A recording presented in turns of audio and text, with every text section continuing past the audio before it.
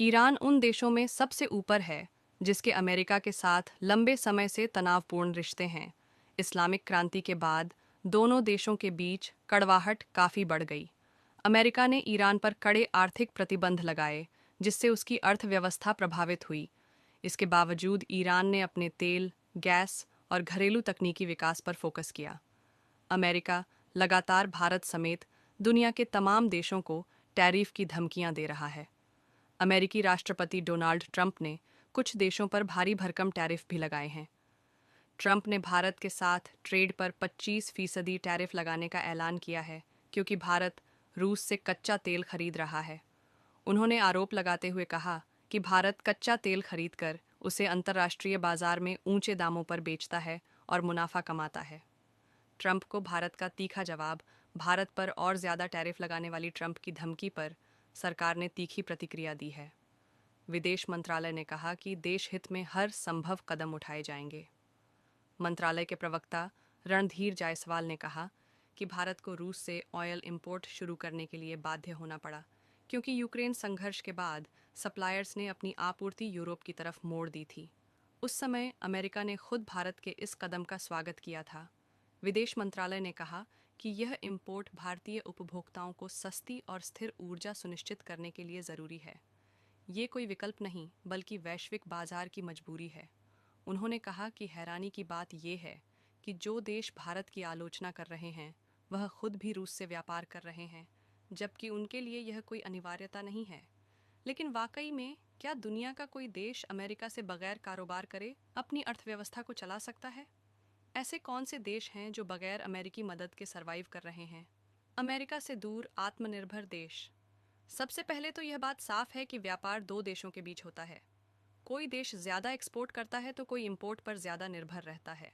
मतलब यह कि कोई भी देश पूरी तरह से अमेरिका पर निर्भर नहीं है, बल्कि उसके साथ व्यापार में भागीदारी कम या ज्यादा जरूर हो सकती है। अमेरिका दुनिया की सबसे बड़ी अर्थव्यवस्था है और ग्लोबल ट्रेड का सबसे ताकतवर खिलाड़ी है। ऐसे में ज्यादातर देश किसी न किसी रूप में अमेरिका के साथ जुड़े हुए हैं। क्यूबा, नॉर्थ कोरिया और ईरान जैसे कुछ देश ऐसे भी हैं जिनके अमेरिका के साथ व्यापारिक संबंध न के बराबर हैं। ये देश अपनी स्वतंत्र नीतियों और वैचारिक दृष्टिकोण की वजह से अलग थलग रहते हैं।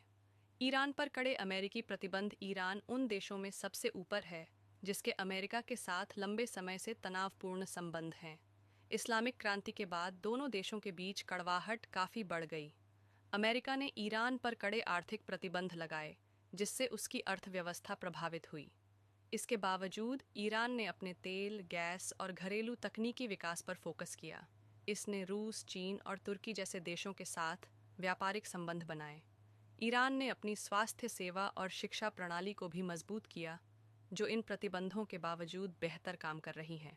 ईरान ने चीन के साथ 25 साल के आर्थिक और रणनीतिक समझौते पर साइन किए हैं, जिसके तहत चीन ईरान में निवेश करता है और तेल खरीदता है।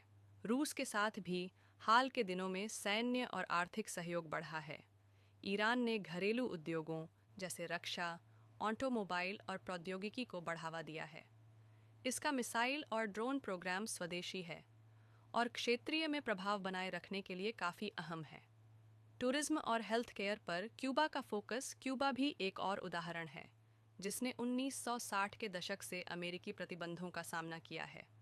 फिदेल कास्त्रो के नेतृत्व में क्यूबा ने साम्यवादी व्यवस्था को अपनाया, जिससे अमेरिका ने उस पर व्यापारिक और आर्थिक प्रतिबंध लगाए।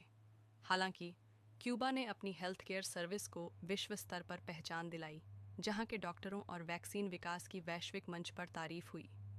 क्यूबा ने रूस, वेनेजुएला और लैटिन अमेरिकी देशों के साथ सहयोग बढ़ाया।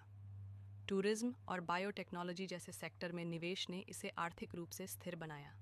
क्यूबा की अर्थव्यवस्था अभी भी नाजुक है और अमेरिकी प्रतिबंधों के कारण इसे लगातार चुनौतियों का सामना करना पड़ता है। फिर भी यह देश अपनी वैचारिक नीतियों को बनाए रखते हुए वैकल्पिक रास्तों पर चल रहा है। ओबामा प्रशासन के दौरान अमेरिका और क्यूबा के बीच संबंधों में कुछ सुधार हुआ था, लेकिन ट्रंप और बाइडेन प्रशासन के तहत प्रतिबंध फिर से सख्त हो गए। कोरिया के भी अमेरिका के साथ कारोबारी संबंध नहीं हैं।